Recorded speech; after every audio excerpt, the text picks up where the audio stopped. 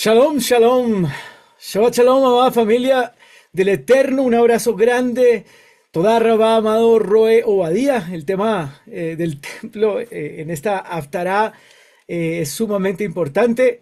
Y bueno, bendito el Eterno que nos regala este momento para compartir lo que el poderoso Santo de Israel ha puesto en nuestras manos, en nuestra vida, en nuestro entendimiento, para darle honra y gloria al poderoso Santo de Israel.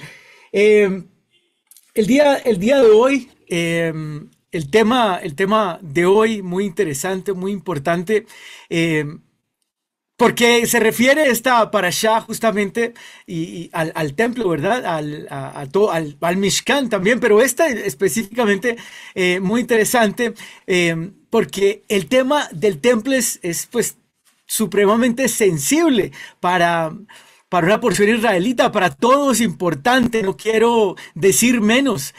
¿Cierto? No quiero de ninguna manera subvalorarlo o minimizarlo, ni más faltaba, no me corresponde además.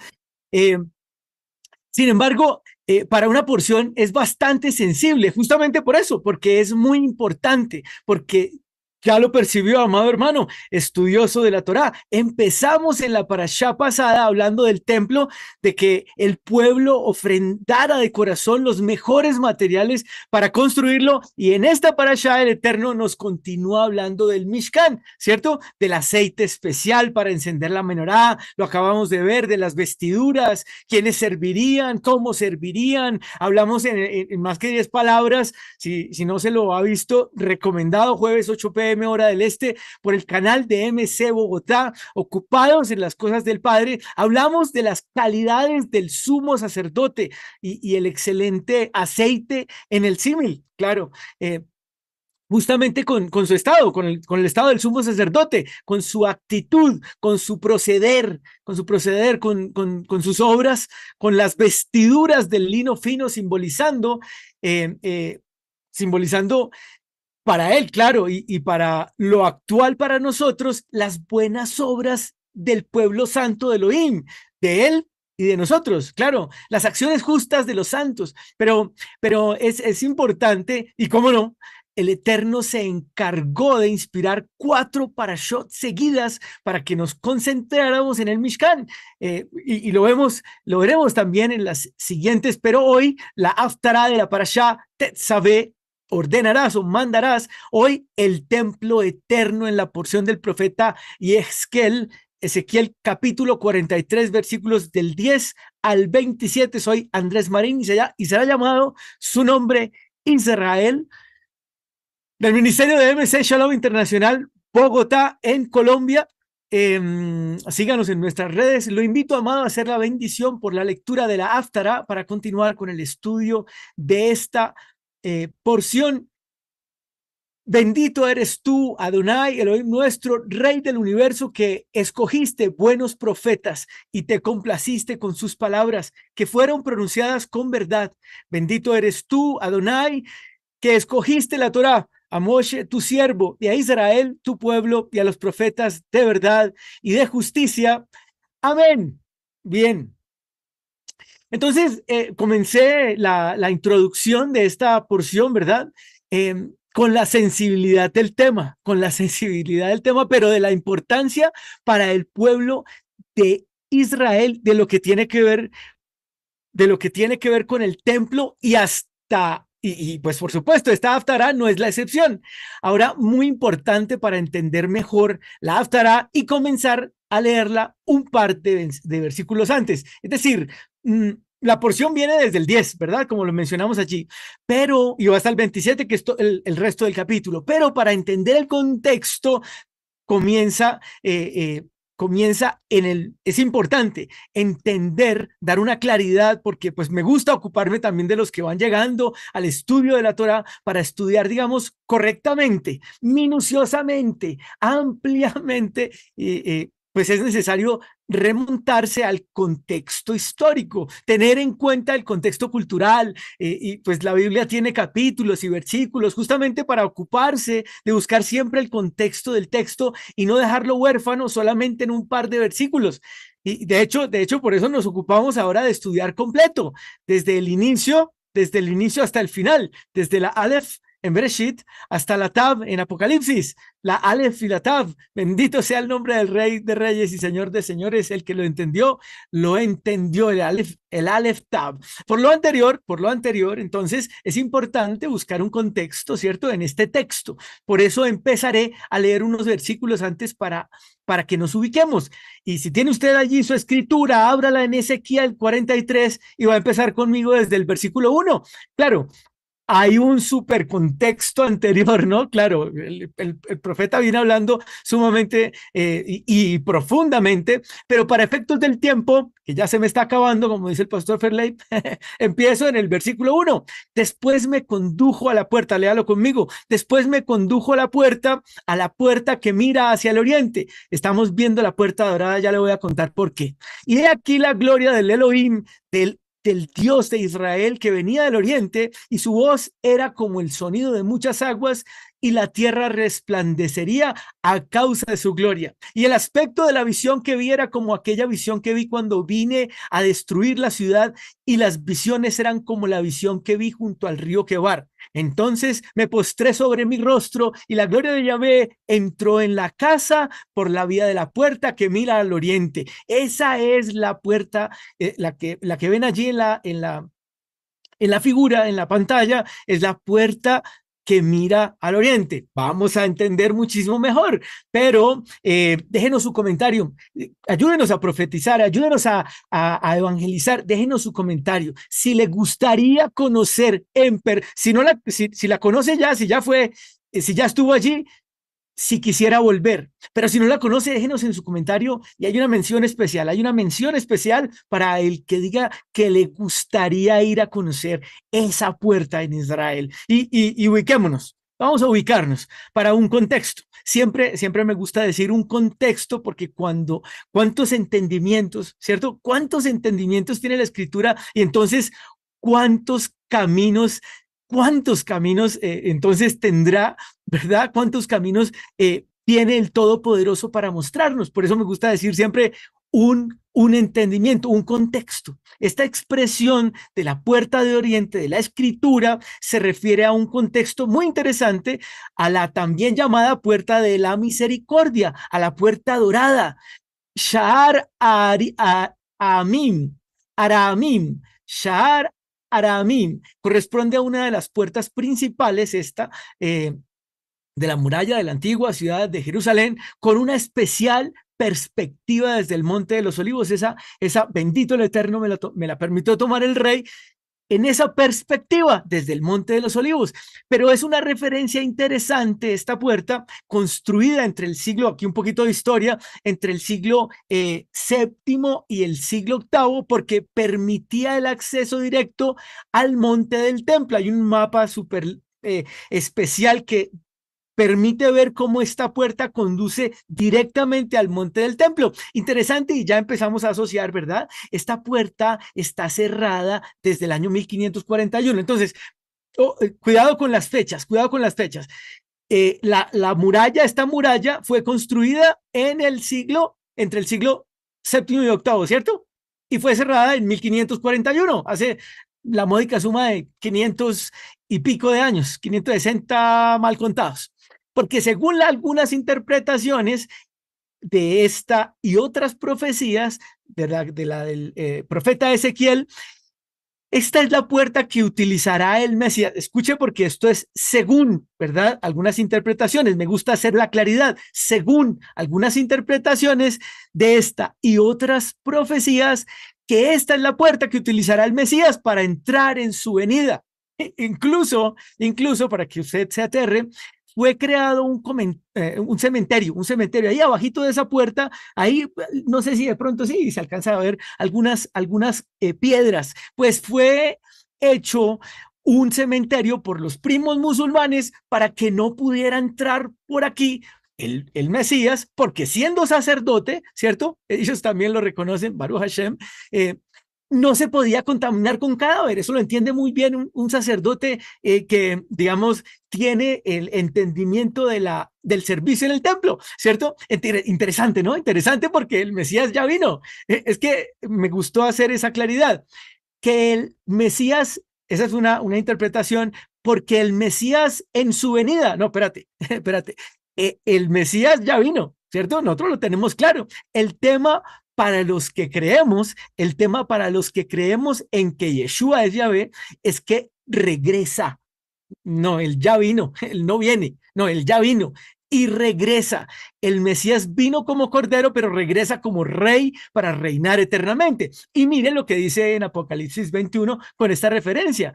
Y yo Juan, vi la santa ciudad, y ubíquese en esta palabra, Apocalipsis 21, el 2 y el 3, porque esto nos va a hablar al final de lo que significa el verdadero templo, el templo eterno.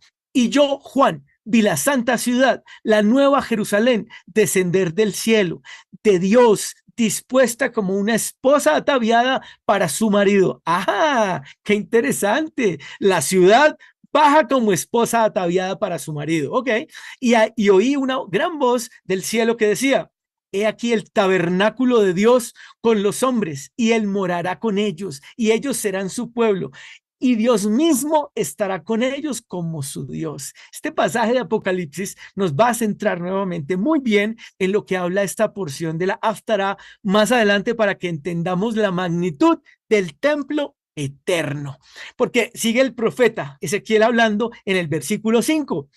Recuerde que estoy haciendo un preámbulo, no va a tomar como no sé cuántos minutos para hablar del preámbulo, porque es importante que tengamos el contexto. El versículo 5 dice: y el Espíritu me llevó, al profeta Ezequiel, el Espíritu me llevó en volandas al atrio interior, y he aquí la gloria de Yahvé llenaba la casa. Entonces oía uno que me hablaba desde la casa, y el varón se mantenía en pie junto a mí. Escuche lo que dice ese varón. Versículo 7: hijo de hombre. Es, escuché al varón que se mantenía en pie junto a mí, que me decía: hijo de hombre, este es el lugar de mi trono, el lugar donde posaré las plantas de mis pies, donde moraré en medio de los hijos de Israel para siempre. Todo claro ahí. Y la casa de Israel no profanará más mi santo nombre, ni ellos ni sus reyes con sus idolatrías, ni con los cadáveres de sus reyes en sus lugares altos. El versículo 8 dice: poniendo su umbral junto a mi umbral y su contrafuerte junto a mi contrafuerte, mediando solo un muro entre mí y ellos. Han contaminado mi santo nombre con las abominaciones que cometieron, por lo que los consumí en mi ira. Este lugar de mi trono, interesante, ojo, un trono, no dos. Aquí una puntualidad: un trono, no dos. No es a la diestra, sino en la diestra. Él está sentado en la diestra, en su poder, en un solo trono. Dice, moraré en medio de los hijos de Israel para siempre. ¿Quién más sino el Rey de Reyes y Señor de Señores? Y esta visión de Ezequiel, viendo la gloria de Elohim, es figura profética en referencia a nuestro Adón Yeshua, quien establece el día. Y esto es bello, profético. Además, una de las puertas de entrada. Yo digo que el que no guarda Shabbat difícilmente está guardando los mandamientos, pero esa es una posición de Andrés Marín. Yo creo que si no se guarda Shabbat, difícilmente se estará guardando realmente y verdaderamente los mandamientos. Pero esa es una posición mía y se lo sustento en la escritura. Eh, dice que él en la figura profética, esta figura profética se refiere a nuestro Adón Yeshua Mashiach, que establece el día de encuentro como el trono en el que se posa junto a su prometida, justamente entrando por esa puerta, pero no por esa puerta que le acabo de mostrar, sino puntualmente por una que es eterna. Mire lo que dice Ezequiel 46, el versículo 1 y 2. Así dice Adonai Yahvé: la puerta del atrio interior que mira al oriente, se parece mucho, ¿no? Está como muy relacionada. La puerta del atrio interior que mira al oriente estará cerrada los 6 días de trabajo, pero será abierta en el día de Shabbat y también en el día de la luna nueva. Léalo, no es coincidencia, se refiere a Shabbat y a Rosh Hodesh. Y el príncipe, entrará por el camino del portal de la puerta exterior como lo estudiamos, el príncipe en esta referencia profética es Yeshua, quien visita a su novia Israel, un entendimiento, ¿cierto? Por eso es difícil entender y comprender que alguien guarde los mandamientos, pero se olvide de Shabbat. Complicado. Yo particularmente yo, Andrés Marín, nuevamente lo digo, yo no lo veo muy difícil, definitivamente. Y por eso dice, como estudiábamos, que el príncipe nuevamente es en esa referencia profética de esa particular escritura, es Yeshua, quien visita a su novia Israel, Shabbat tras Shabbat y Rosh Hodesh tras Rosh Hodesh, como dice el profeta Isaías también en la lectura que hacemos en la mesa de Shabbat, nuevamente entrando por esas puertas, no puntualmente, sino que es prometido para siempre, por la puerta de Shabbat y de Rosh Hodesh. Por eso es tan importante Shabbat, pero por eso también es muy importante Rosh Hodesh. No lo deje de lado, es absolutamente importantísimo. Y aquí un texto que mantiene en persistencia, que nos da esperanza, que nos alienta. Lo acaba de tocar el pastor Obadía.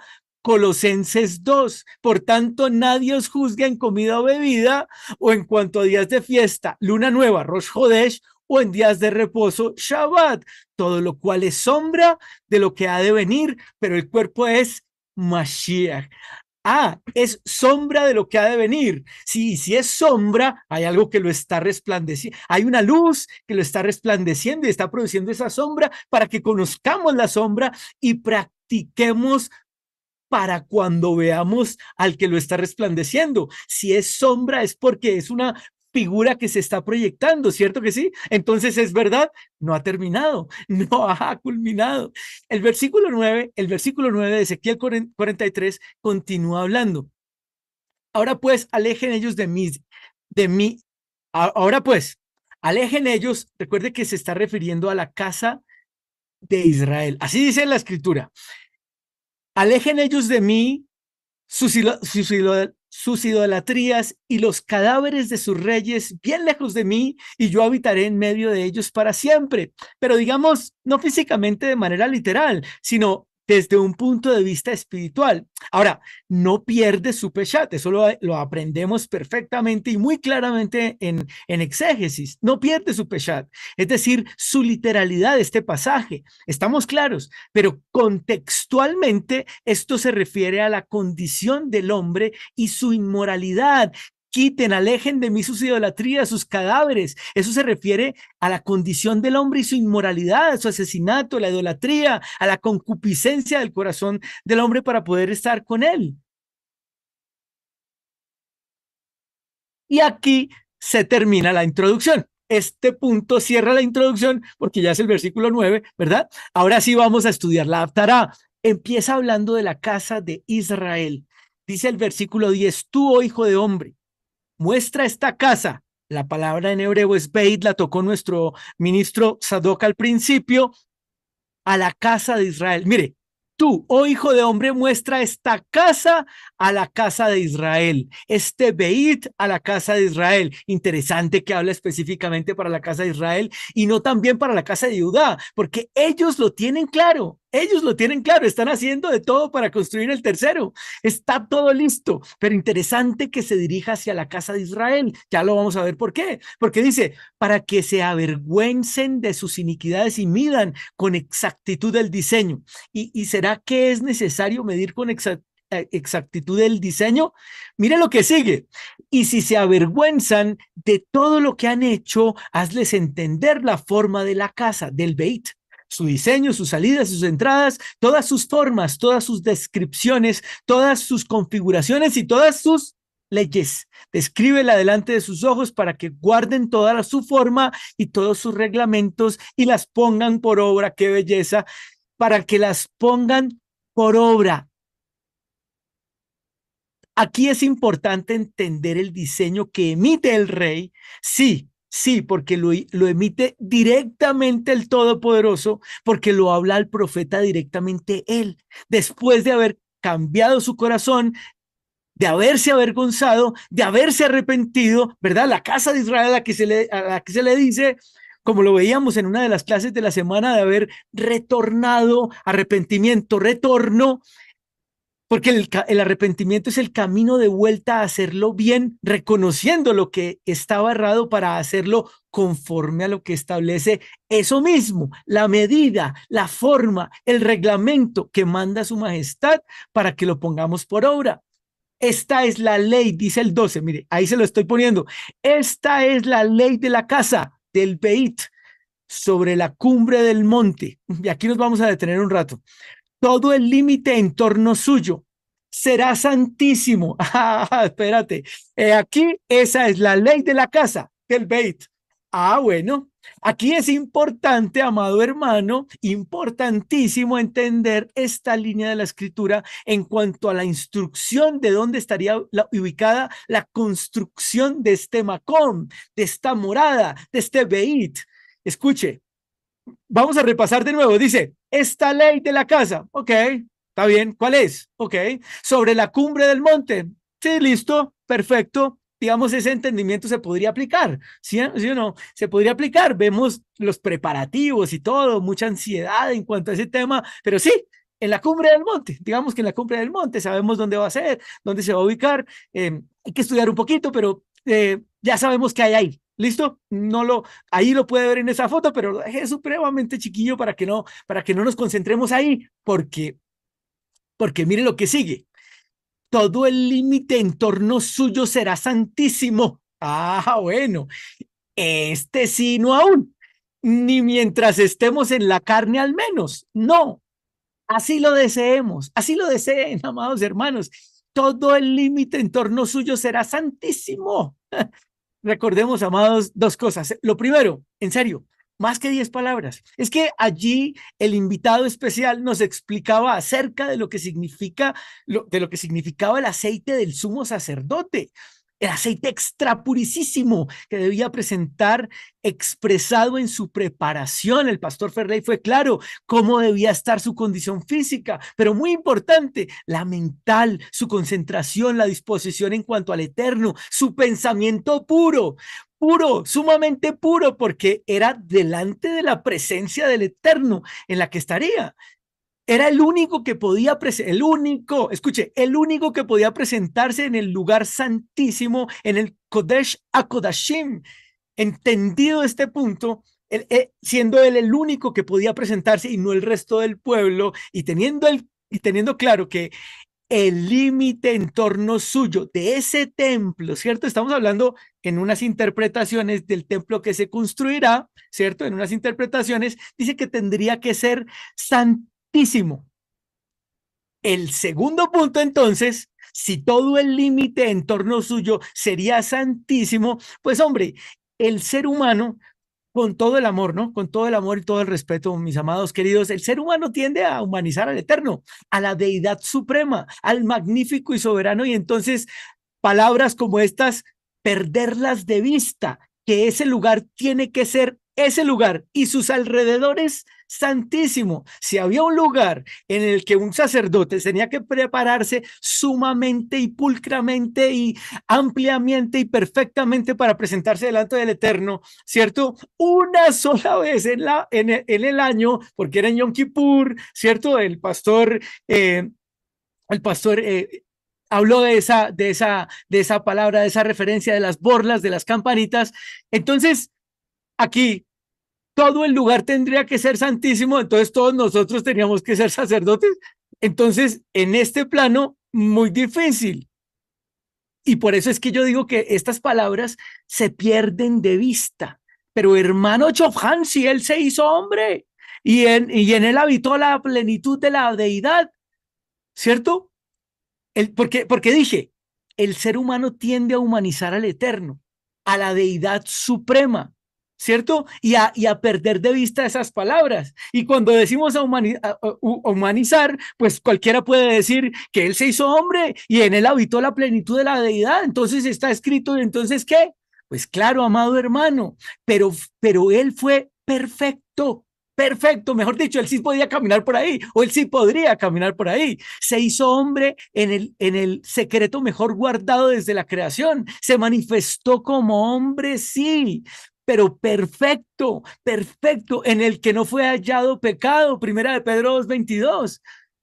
Pero el hombre quiere humanizarlo, incluso llega a delimitar su poder. No, no puede ser un humano porque no es hombre para que mienta, ni hijo de hombre para que muera.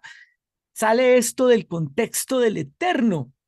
Esto sale del contexto porque lo queremos humanizar, porque le queremos quitar poder, por la escritura a veces perdemos de vista a otra, ¿verdad? Y sobre todo la deidad, la potencia, el poder. Y lo que sí no puede hacer el hombre es cambiar, es caminar. Lo que sí no puede hacer el hombre es caminar por un lugar santísimo. Eso, digamos, en este momento es literalmente imposible porque pues básicamente no hay en este plano un lugar santísimo en el sentido textual de que no hay templo. Pero si lo construyeran el hombre, ¿cierto? Habitaría allí su presencia y no voy a creer y no voy a caer en el problema que acabo de mencionar. Claro que el Eterno podría, claro, Él es el Eterno, el Todopoderoso, claro que podría, pero no de acuerdo con lo que Él mismo está determinando para su morada, y no cualquier morada, sino la morada, no cualquier morada, la morada. Esta es la ley de la casa sobre la cumbre del monte, todo el límite en torno suyo será santísimo, será santísimo. Recordemos el versículo 7, el lugar donde posaré la planta de mis pies, donde moraré en medio de los hijos de Israel para siempre, y la casa de Israel no profanará más mi santo nombre, ni ellos, ni sus reyes con sus idolatrías, ni con los cadáveres de sus reyes en sus lugares altos. Esto aún, amado, no es posible. No es posible porque si se cumpliera mañana o en un año que se construyera o en tres la construcción, ¿cierto?, del templo, mi pregunta es, ¿se terminaría con la profanación del nombre del Eterno por la casa de Israel? Con sus idolatrías, se terminarían las idolatrías, digamos, pasado mañana pasa lo que tenga que pasar y entonces se construye porque son rapidísimos y al día siguiente se acaba la idolatría, se acaban los ídolos y las fornicaciones en la casa de Israel, como dice allí. Esto aún es para el hombre imposible, por lo que más bien esta haftará se remite a la promesa del mundo venidero. Esto es una promesa del mundo venidero y lo invito, amado hermano, a estudiar las curiosidades de la haftará, porque es a esto a lo que se refiere, en la que esto anterior será posible solo por la mano del Eterno, caminar en ese lugar alrededor que será santísimo. ¿Y por qué digo con sus ídolos? Miren por qué digo con sus ídolos y con sus fornicaciones. Porque aquí hay identidad, amado querido, porque se refiere a la casa de Israel. Así dice allí, y Ezequiel la tiene clara en la profecía de los dos palos, en uno solo en la mano del Eterno, la casa de Judá y la casa de Israel, es decir, la casa de Efraín. Entonces, ¿por qué digo que con sus ídolos y con sus fornicaciones? O mejor, no, yo no. Dice el profeta, con sus ídolos y sus fornicaciones, cuando se termine, porque Efraín, amado hermano, está regresando, pero tú y yo, Am Israel Jai, si usted es Israel, deje su comentario, Am Israel Jai, el pueblo de Israel vive, retornamos en la espiral del amor, de esa que nos enseña el pastor, el amor verdadero del Eterno guardando su Torah. Regresamos a guardar la Torah. Efraín está regresando, pero Efraín todavía no guarda mandamientos. Efraín está regresando y oramos para que regrese y llegue, pero todavía no lo guarda, todavía tienen ídolos, todavía tienen fornicaciones, y si mañana se construye el templo, lo seguirán teniendo. Está regresando, y es lo que deseamos, pero no ha regresado aún, y es lo que nosotros, como Israel, ya hacemos, guardando la Torá, sus instrucciones, las reglas de la casa de las que habla el profeta, que se mencionan ahí en la escritura. Por otro lado, no ha regresado aún nuestro Mesías, pero su pueblo se prepara en la sombra profética de lo que ha de venir, ¿cierto? Como lo estudiamos en la parashá, lavando nuestras ropas, emblanqueciendo nuestras vestiduras, esas vestiduras, el lino fino que simboliza las buenas obras del pueblo santo de Elohim, o las acciones justas, ¿cierto? Así como lo definíamos, las acciones justas de los santos. Pero estamos en el camino. ¿Llegamos? Todavía no. No se ha cumplido la meta. Estamos en el camino, practicamos de Shabbat en Shabbat, de Rosh Chodesh en Rosh Chodesh, de mesa en mesa, de fiesta en fiesta. obedecemos, diga amén, y crecemos en la obediencia al Eterno, es decir, en su amor correcto y perfecto. Para finalizar y cerrar, como se debe esta profecía, se menciona en la Haftará la descripción de cómo sería el altar del sacrificio, porque recuerde, Ezequiel está otra vez diciendo cómo son las reglas de la casa y describe cada uno de los elementos, pero separa en el altar del sacrificio. Y entonces empieza a dar las medidas y la base y los costados, ¿verdad? Cómo sería el descanso, cómo serían las gradas, todo acerca de cómo debía ser el altar, el lugar en el que se ofrecían los korbanot al Eterno, las ofrendas de acercamiento a él. ¿Cierto? Lo interesante es el entendimiento desde el hebreo para esta palabra altar, que cierra este discernimiento en el Mashiach de esta escritura. Mira el versículo 16, si usted tiene la oportunidad de ir al hebreo, vaya, verifíquelo, corrobórelo, por favor, se lo pido.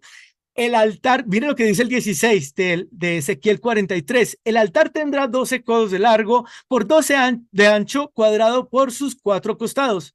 Ok, el hebreo dice, Beariel, qué lindo, Beariel, Shetem Eshreb, Oreb, Bishtem, Osre Roja, Rapua el Arbat Rebab.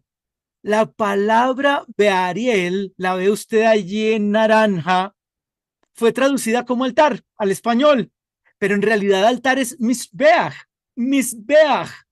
En hebreo, búsquelo, es el Strong 4196 y no aparece esa palabra allí en ese versículo que sí fue usada en Éxodo 38, el versículo 1, para referirse al altar del sacrificio.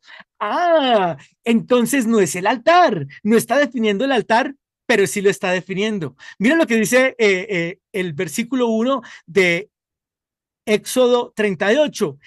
Él hizo el altar de sacrificios. Vea ya es et misbeach aola aze shitim hameshamot. Él hizo el altar de sacrificios con madera acacia de 5 codos de largo y en fin, los definió, ¿cierto? Los 5 codos, todos los codos, toda la descripción, pero aquí tendrá 12 codos. Es diferente. Entonces, ¿el altar qué es? Si no es altar porque es misbeach, entonces, ¿qué es? ¿Qué es el Ariel? La palabra de Ezequiel. El verso dice, Beariel Shetem Ashereh Oreb. Esa palabra Ariel, la ve usted a la parte izquierda, en español significa el león de Elohim. Esto tiene otro sentido. Escudo, ese escudo también lo ve usted allí, el escudo de la tribu de Judá. Pero entonces, siendo el altar el lugar de expiación de pecados, ¿cierto? En el cual fue instruido el sacerdocio para que mediante el corbanot hubiera una expiación de acercamiento a Elohim. Entonces el león de Elohim, es el mismo león de la tribu de Judá, aquel por el cual podemos llegar a él. Bereshit 49:10 lo repasamos en cada mesa de Shabbat y en cada Rosh Hodesh. Qué interesante, cuando lo repasamos, ¿cierto que sí? No será quitado el cetro de Judá, ni el legislador de entre sus pies hasta que llegue Shlo, y sea suya la obediencia de ¿quién? De los pueblos, y sea suya la obediencia de los pueblos. Es impresionante cómo lo define allí, pero lo repasaba también en Oseas 11, el versículo 9. Mire cómo dice allí, no ejecutaré el ardor de mi ira, no me volveré para destruir a Efraín. Si se acuerda que se estaba refiriendo a la casa de Israel, por cuanto yo soy él y no hombre. El santo en medio de ti, no vendré con furor, irán en pos de Yahvé, quien rugirá como león. Véalo ahí. Ay, qué machera. Oseas 11, versículo 10, irán en pos de Yahvé. ¿Quiénes? Efraín también, quien rugirá como león. Sí, él rugirá y sus hijos vendrán temblando desde occidente. Ay, Baruch Hashem, diga amén. ¿En dónde está usted? ¿En dónde está usted principalmente escuchando? Sino desde occidente de Israel. Benditos nosotros que tenemos esa posibilidad. Desde Egipto vendrán temblando como pájaros, desde Asiria como palomas, y haré que habiten en sus casas, dice Yahvé. Y mire cómo cierra Apocalipsis 5, el versículo 5. Pero uno de los ancianos me dice, no llores, he aquí el león, el de la tribu de Judá, la raíz de David, ha vencido para abrir el rollo y sus 7 sellos. Amén. El Ariel es nuestro Adón Yeshua Mashiach, el tabernáculo de Elohim con su pueblo, el verdadero templo eterno, amado, no el tercero, sino el definitivo, la promesa que fue hecha desde el principio para el pueblo obediente en la unidad y completitud del evangelio que en esta casa de MC se profesa, se habla y se enseña, revelado para el final de los tiempos en la paciencia. Recuerde, en la paciencia, en la perseverancia de los santos, aquellos que limpian sus vestiduras, a los que se les ha concedido que se vistan de lino fino. Se les ha concedido, escuche, es un favor del Eterno, es por gracia, como decía el pastor Obadía, es un regalo, se le ha concedido que se vistan de lino fino, resplandeciente y limpio, representado en los actos justos de los santos, guardando la Torá y con la fe, la emuná, siguiendo y haciendo como el ejemplo del varón perfecto, el Adón y Rey eterno, Yeshua, el Mesías de Israel. Amén. Baruch Hashem. Y hacemos el cierre de esta haftará con la bendición del Eterno por esta lectura preciosa. Bendito eres tú, Adonai, Elohim nuestro, Rey del universo, creador de toda existencia, justo con todas las generaciones. Elohim de la verdad, que dices y haces, prometes y cumples, pues todas tus palabras son la verdad y la justicia. Tú eres el Elohim de la verdad. Tus promesas se cumplirán en su integridad, porque tú eres el Elohim de la verdad y la clemencia. Bendito eres tú, Adonai, que concedes la verdad a tus palabras. Amén. Toda rabá, amada familia, Shabbat Shalom. Antes de terminar, visítenos. Puede ver en pantalla los contactos, mire, póngale pausa al video, tome los contactos y llámenos. Si está en Bogotá, reunámonos hoy 2:30 de la tarde detrás del costo de la 68. Le dejo la dirección en la caja de comentarios de YouTube y de Facebook. Bendiciones, amados. Dele like a esta transmisión. ¿Quiere como nosotros evangelizar? Dele like, dele me gusta, compártala, comente, déjenos sus comentarios. Así el algoritmo recomienda esta transmisión y pues usted puede hacer de bendición para que llegue la Torá a otros, a la casa de Efraín, y vengan a recibir la bendición detrás de la obediencia. Continuamos con el estudio del Brit Hadashah con el Moré Sebastián. Un abrazo grande. Shabbat Shalom.